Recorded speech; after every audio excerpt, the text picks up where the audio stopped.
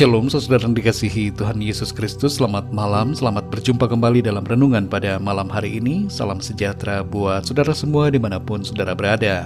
Damai dan sukacita oleh Roh Kudus melimpah senantiasa dalam hati dan kehidupan saudara semua.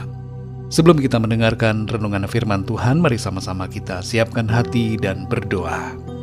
Kami datang di hadirat-Mu ya Bapa, mengucap syukur kepadamu Tuhan Yesus karena kemurahan-Mu dan pimpinan-Mu di sepanjang hari ini. Tuhan sudah menyertai kami dalam segala aktivitas kami. Kami bersyukur karena kekuatan Tuhanlah yang memampukan kami melewati semuanya. Saat ini Tuhan, kami mau mendengarkan sabda kebenaran firman-Mu. Berbicaralah kepada setiap kami masing-masing secara pribadi.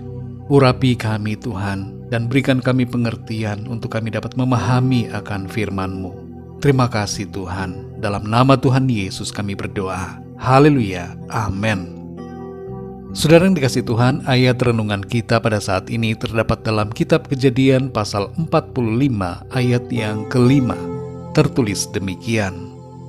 Tetapi sekarang janganlah bersusah hati dan janganlah menyesali diri, karena kamu menjual aku ke sini, sebab untuk memelihara kehidupanlah Allah menyuruh aku mendahului kamu. Saudara yang dikasihi Tuhan, biasanya dalam lingkungan persaudaraan, kalau terjadi perselisihan atau konflik, maka ada kecenderungan di antara saudara yang berkonflik itu, ada yang akan mempunyai tekad untuk menunjukkan bahwa dirinya bisa mandiri atau sukses tanpa bantuan saudara-saudaranya yang lain, dan berencana bahwa ketika ia berhasil, ia tidak akan membantu saudara-saudaranya yang lain sebagai bentuk pembalasan karena telah dihina atau direndahkan atau diperlakukan dengan tidak pantas. Yusuf berbeda, saudara. Walaupun ia telah mengalami berbagai macam hinaan, direndahkan dan diperlakukan yang jahat oleh saudara-saudaranya sendiri, tapi Yusuf tidak menyimpan dendam terhadap mereka dan tidak membalaskan dengan yang jahat. Sebaliknya, Yusuf mengasihi dan menolong mereka.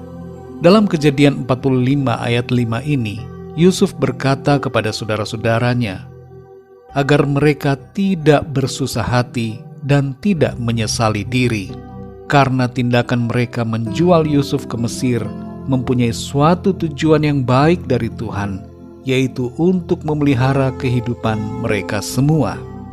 Yusuf dapat disebutkan sebagai pahlawan bagi keluarganya dan bagi saudara-saudaranya.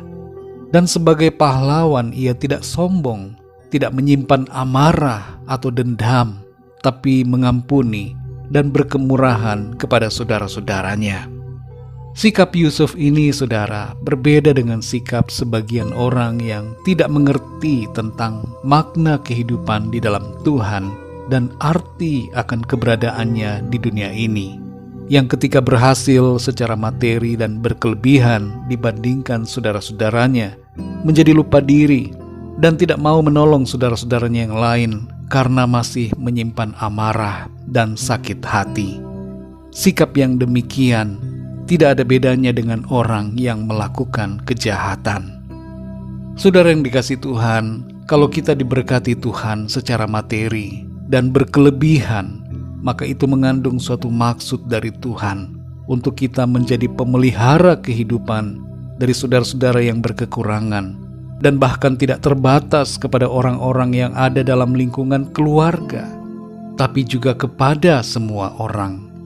Jangan kita simpan kepahitan atau dendam atas perlakuan buruk yang kita alami di masa yang lalu, tapi ampunilah dan kasihilah dengan kasih Kristus. Selama kita hidup di bumi ini, jadikanlah kehidupan kita ini berarti buat orang lain. Hidup kita bermakna bukan karena seberapa banyak yang bisa kita kumpulkan, tapi seberapa banyak yang dapat kita bagikan. Dalam 1 Timotius 5 ayat yang ke-8 tertulis, "Tetapi jika ada seorang yang tidak memeliharakan sanak saudaranya, apalagi seisi rumahnya, orang itu murtad dan lebih buruk dari orang yang tidak beriman."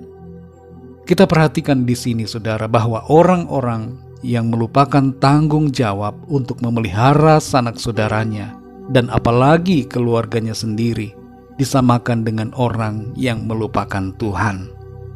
Mari saudara yang dikasihi Tuhan, pesan firman Tuhan buat kita, jadilah pemelihara kehidupan, agar kehidupan kita di dunia ini menjadi berarti bagi orang lain dan memuliakan nama Tuhan.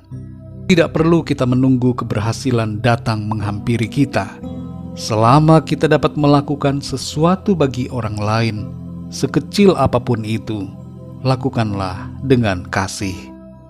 Mari kita berdoa, saudara. Bapa kami yang di sorga, Bapa, di dalam nama Tuhan Yesus Kristus, kami mengucap syukur untuk firman-Mu yang mengajarkan kami untuk menjadi pemelihara kehidupan bagi saudara-saudara kami yang memerlukan. Berkat yang kami miliki dari Tuhan, kami sadari bukan untuk kami simpan bagi diri kami sendiri, tapi juga untuk menolong orang lain. Ajar kami ya Tuhan, untuk memiliki sikap seperti Yusuf yang mau mengampuni, tidak sombong dengan keberhasilannya, tapi rendah hati dan mengasihi saudara-saudaranya. Terima kasih Tuhan untuk firman-Mu yang sudah mengajar kami semua, supaya kami menjadi pribadi yang lebih baik lagi, sesuai dengan kehendak-Mu.